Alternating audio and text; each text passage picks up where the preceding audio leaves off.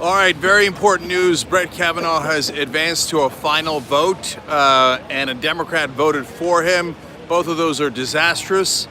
But wait, there's a super important, surprising twist to that story, which might lead to a different ending. So I'm going to tell you about that in a second. First of all, let's note I'm still in New York. Yesterday I was in front of Grand Central. Today, this is Bryant Park in Manhattan.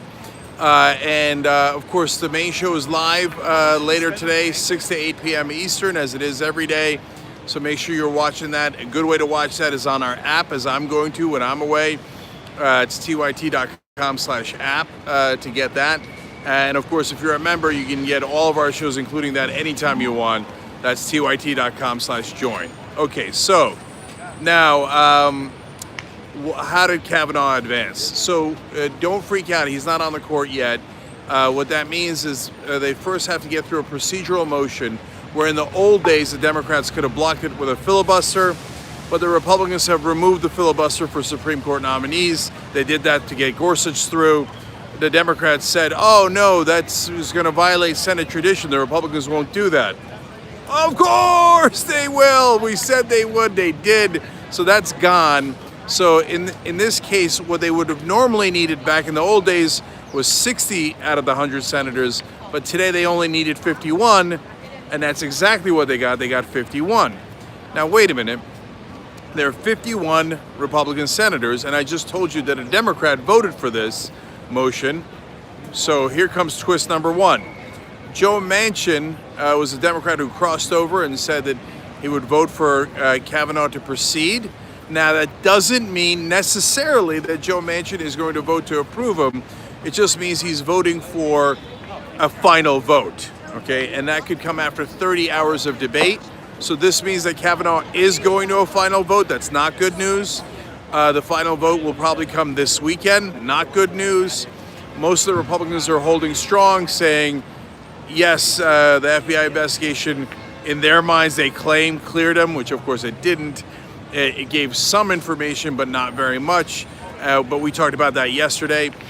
So, the most important twist. You can do math. If the Republicans are 51 people and Manchin voted with them, so why isn't it 52-48? Ladies and gentlemen, we got a Republican that voted no. So, it's Lisa Murkowski from Alaska. She says she changed her mind on the way to the vote. Wow. Now, first of all, on the show, we tell you all the time, these senators and national politicians, they almost never change their minds, because 99 out of 100 times, if I'm keeping it real, and that's what I do, and you all know, they're paid to vote a certain way. So there is no changing their minds unless there's a different paycheck. But in this case, this appears to actually be a genuine change of mind. Now, you can say it's a political calculation. You can say, hey, she claims to be pro-choice. She's living up to that. You can say anything you like. But it does appear that she, quote-unquote, changed her mind, and that is super important. Because if you vote no on advancing to a final vote, well, logically, that means there's a 99% chance that you will vote no on his overall confirmation. Because it's an irrational vote to say, I don't think we should even have a final vote, but if we do have a final vote, I vote yes. That makes no sense. So now, look, they can get to her from now until the final vote, and she can change her mind again. But it appears very, very likely that a Republican will vote no.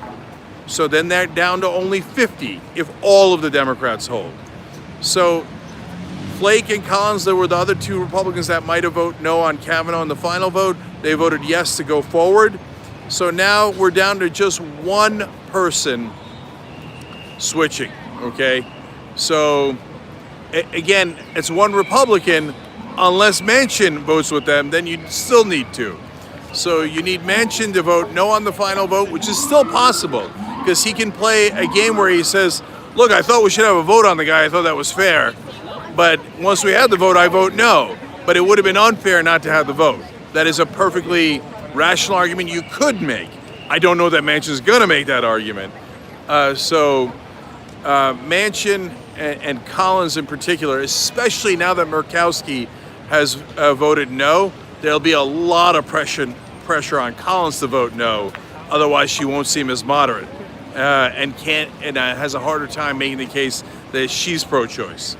So all of a sudden, even though that vote is really bad, we're kind of back in the ballgame. Overall, the pattern might be a good one, and I'm pretty surprised at the Murkowski vote, and that's a super positive vote for us. So now we're kind of back to 50-50, literally in terms of the senators, and now I think also literally in terms of the chances that Kavanaugh has to get onto the court. We got a ball game, ladies and gentlemen. It probably gets decided this weekend, so hang in there for a breaking news. But right now, 50-50 onto whether he makes it onto the court. That is an exciting development. So stay tuned.